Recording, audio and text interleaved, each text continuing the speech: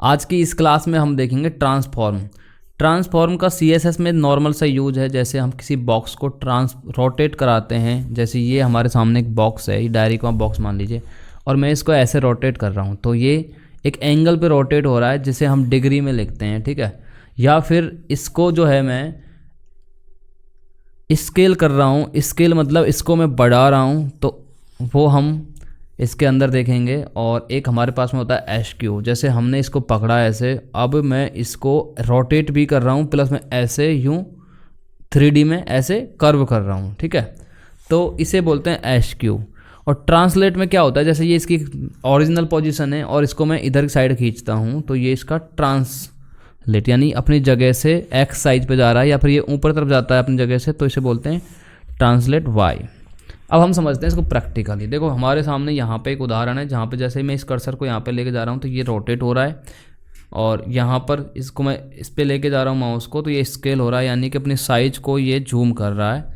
और SQ में क्या होता है, ये SQ में कुछ इस तरीके, जैसे ये डायरी है तो ये इसको इस तरीके से घुमा रहा है, यानी कि ये पीछे की तरफ भी जा रहा है और ऐसे भी घूम रहा है, ठीक है। और ट्रांसलेट में क्या होता है, अपनी जगह से ये एक साइड में जा रहा है, जैसे अभी ये इधर जा रहा है तो ये Y और X दोनों पे जा रहा है।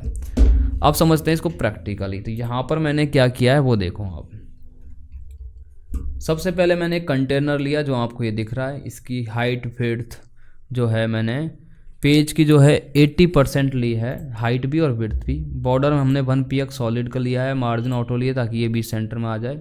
डिस्प्ले फ्लेक्स रखी है यहाँ पर, और जस्टिफाई कंटेंट रखा है, स्पेस इवनली ताकि सबके बीच में एक इवनली स्पेस रहे। जैसे मैं इसको थोड़ा जूम आउट कर देता हूँ तो देखो यहाँ पे है। और पैडिंग वगैरह देके अलाइन आइटम सेंटर वगैरह ये सारी चीज़ें हमने यूज की, जो आपको मैंने पिछले क्लास में पढ़ा दी है। अब आते हैं मेन चीज़ पे, बॉक्स को हमने क्या दिया है कि 100 पिक्सल्स की विड्थ और हाइट दी है, और यहाँ पे बॉर्डर दिया है, बैकग्राउंड कलर आपको लीनियर ग्रेडियंट दिया है ताकि आपको ये घूमे तो आपको पता चले उस चीज़ का। डिस्प्ले फ्लैक्स रखा है, जस्टिफाई अलाइन सेंटर रखा है, ठीक है। यानी कि इसके अंदर डिस्प्ले फ्लैक्स देने का मतलब ये है, इसके अंदर जो चीज़ है ना, ये 90 डिग्री लिखा हुआ है, इनको हम सेंटर में लाने के लिए। अब देखो हमने यहाँ पे क्या किया है।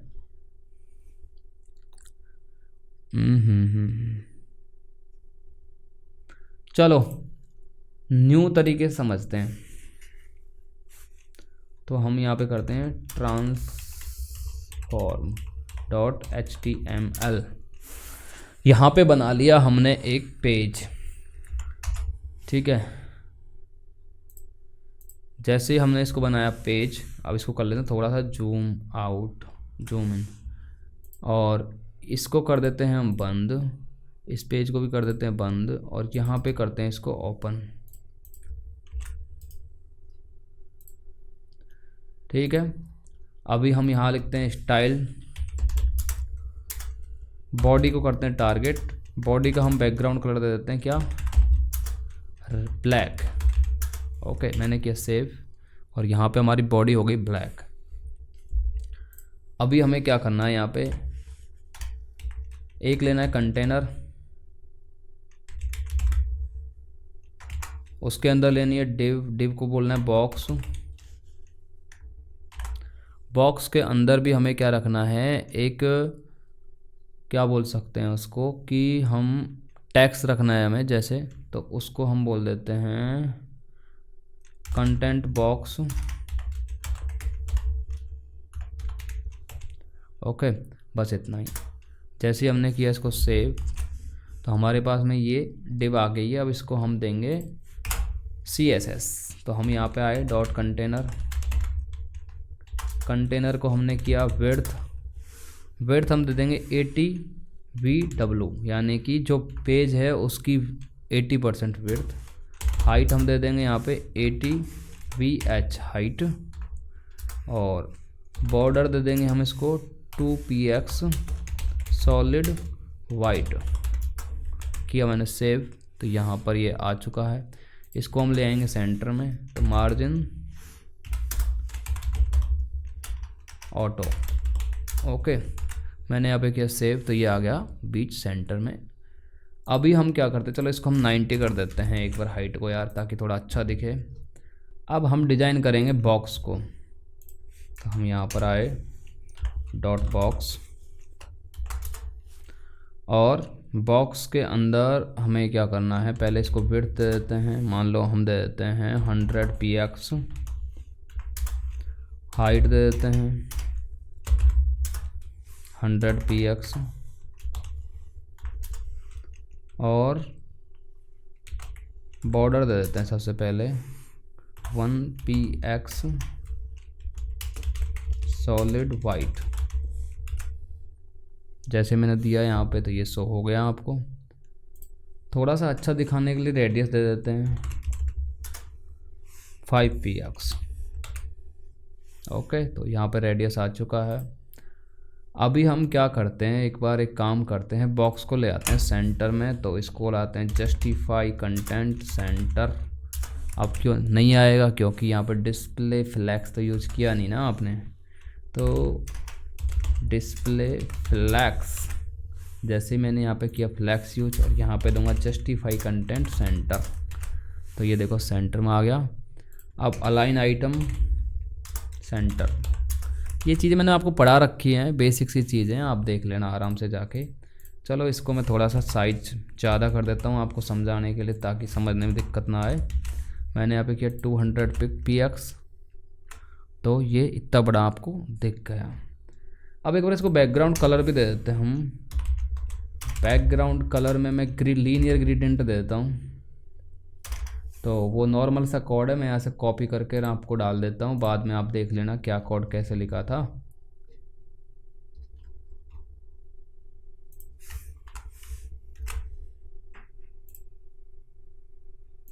ओके, मैंने यहाँ पे लीनियर ग्रेडियंट दे दिया है, और लीनियर ग्रेडियंट कैसे देते हैं वो आप इस कोड को देख के समझ लेना, या फिर मैं फ्यूचर में आपके लिए क्लास लॉन्च कर दूंगा। ओके, अभी हमारे पास में एक अच्छा खासा बॉक्स बन चुका है।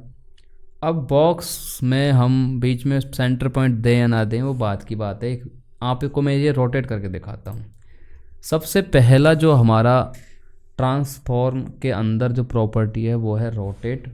अब मान लो मुझे इस बॉक्स को रोटेट करना है, यानी कि ऐसे घुमाना है, तो मैं क्या करूँगा, यहाँ पर एक हॉवर की सहायता लूँगा।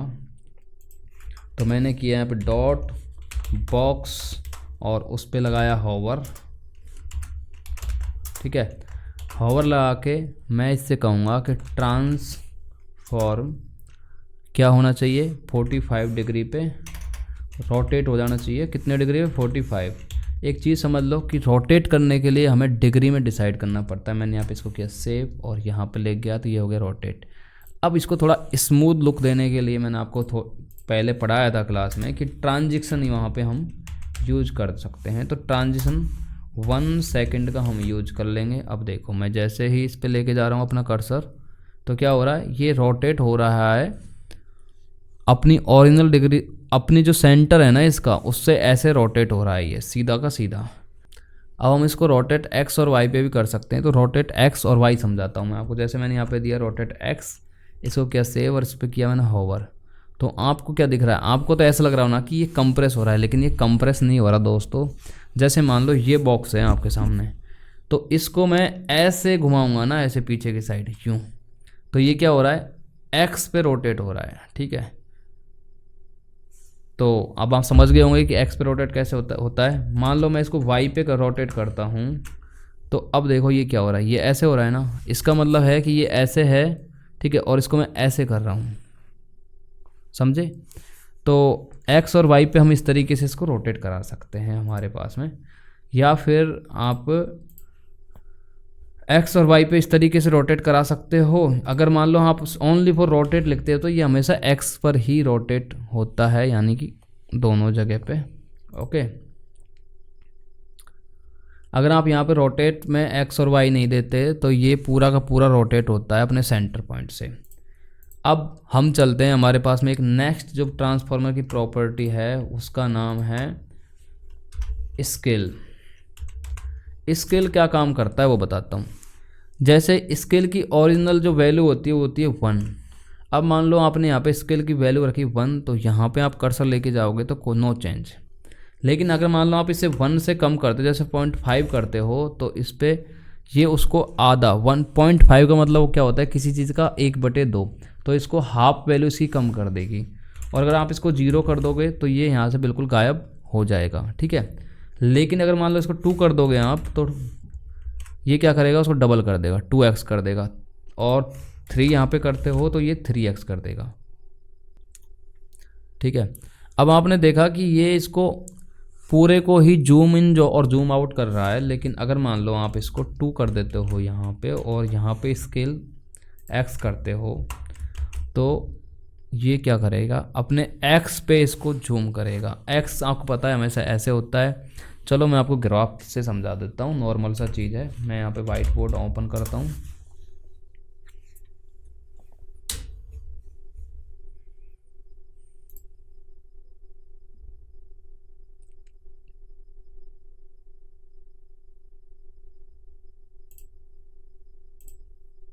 ठीक है,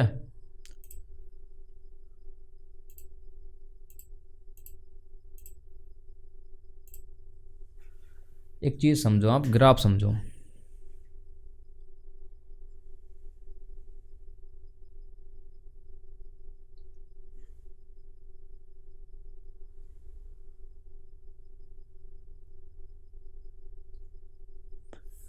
ये जो होती है ना, ये x है, x प्लस, और ये क्या है, ये x माइनस है। समझने की कोशिश करना। ये जो है ये y प्लस है और ये y माइनस है, ठीक है। और ये है इनका 0 यानी सेंटर।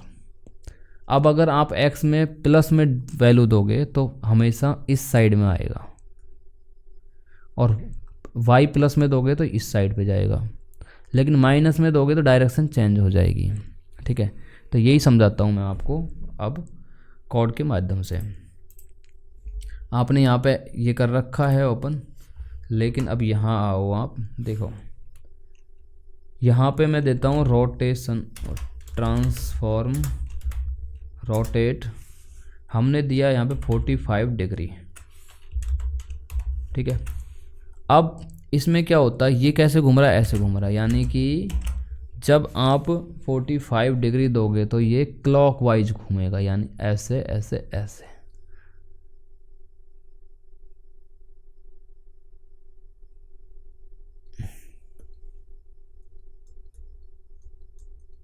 क्लॉकवाइज। लेकिन अगर मान लो आप इसकी वैल्यू माइनस में देते हो तो ये क्या करेगा, ये एंटी क्लॉकवाइज घूमेगा,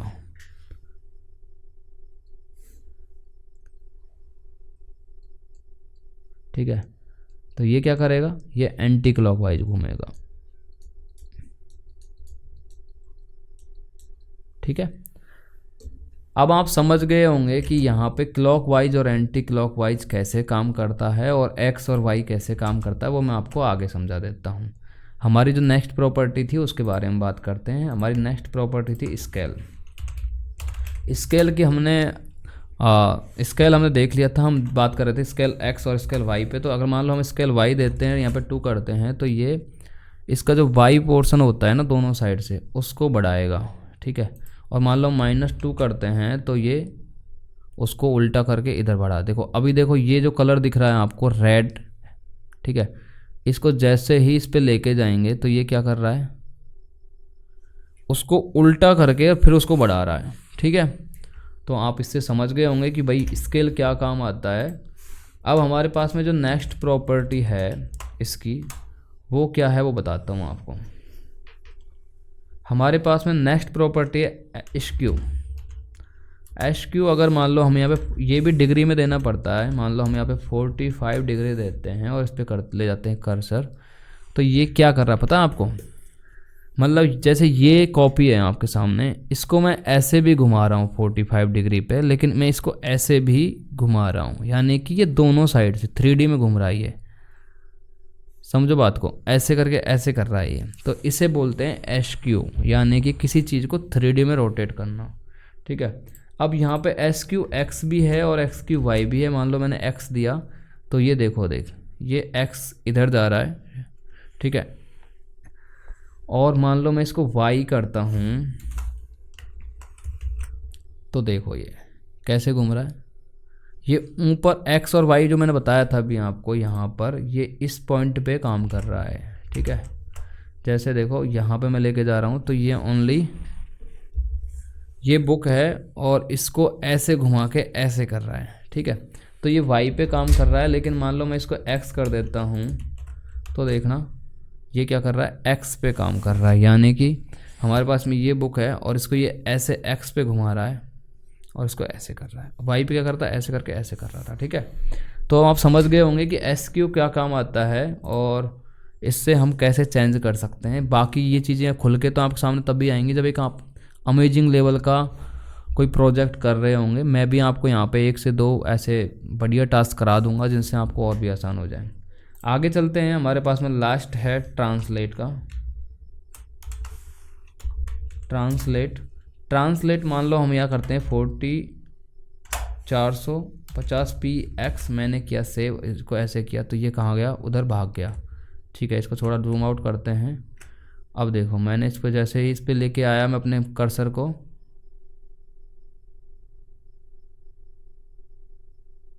तो ये क्या कर रहा है, ये अपनी ओरिजिनल जगह जो है उसको चेंज कर रहा है, ठीक है।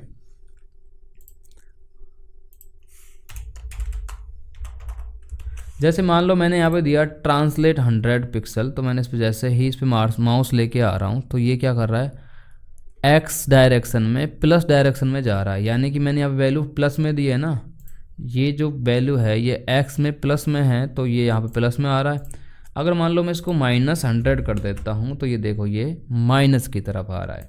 लेकिन अगर मान लो मैं यहाँ पे इसको एक्स कर देता हूँ तो सेम ही बात रहेगी। अगर हम वाई कर देते हैं इसको तो देखना आप, वाई अगर मैं माइनस में दे रहा हूँ तो ये ऊपर की ओर जा रहा है और वाई अगर मैं प्लस में इसको देता हूँ तो ये नीचे की ओर आएगा। यानी कि यहाँ पर वाई जो होता है वो ये माइनस है और ये प्लस है, ठीक है। तो अब आप समझ गए होंगे कि यहाँ पे क्लॉकवाइज और एंटी क्लॉकवाइज क्या होता है, किस तरीके से काम करता है, ठीक है। मैं आपको एक ग्राफ से समझा देता हूँ ताकि आपको थोड़ा समझने में और आसानी हो जाए। हमारे पास में ट्रांसलेट, अब मान लो ये इसकी जो पॉजिटिव वैल्यू है प्लस में है, ये जैसे प्लस में इसकी जो पॉजिटिव वैल्यू है तो ये किस, इसकी डायरेक्शन क्या रहेगी, वाई एक्सेस पे, वाई पे इसकी जो डायरेक्शन है वो क्या रहेगी पता है आपको, ये रहेगी जैसे इसकी ये मेन डायरेक्शन है इससे नीचे की तरफ रहेगी, ठीक है। और अगर मान लो इसकी नेगेटिव रही तो वाई की डायरेक्शन क्या रहेगी इसकी, ओरिजिनल से ऊपर की ओर। लेकिन अगर मान लो इसकी एक्स की यहाँ पे ये पॉजिटिव है, ठीक है, तो इसकी एक्स की डायरेक्शन क्या रहेगी, तो इसकी एक्स की जो डायरेक्शन रहेगी ना दोस्तों वो ये एक्स है तो ये एक्स के इधर रहेगी। और अगर यहाँ पे माइनस नेगेटिव में है इसकी डायरेक्शन तो यहाँ पे इसके इधर की तरफ रहेगी। अब आप समझ गए होंगे कि पॉजिटिव और नेगेटिव अगर इनकी जो वैल्यू रहेगी डायरेक्शन की तो ये किस की तरफ मूव करेंगे, जो मैंने अभी आपको यहाँ पे बता दिया। जैसे यहाँ पे मैंने वाई प्लस में दे रखा है तो ये नीचे की साइड आ रहा है, और अगर मान लो मैं इसको माइनस में देता हूँ तो ये ऊपर की तरफ जा रहा है, ठीक है। तो अब आप समझ गए। अब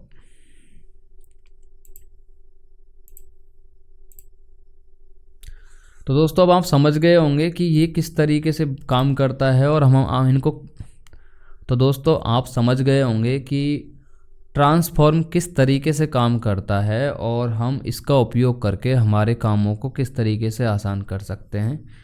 आने वाली वीडियो में हम आपको और डिटेल में पढ़ाएंगे ट्रांसफॉर्मर की जो 3D प्रॉपर्टी है ना उनके बारे में। ये थी 2D प्रॉपर्टीज।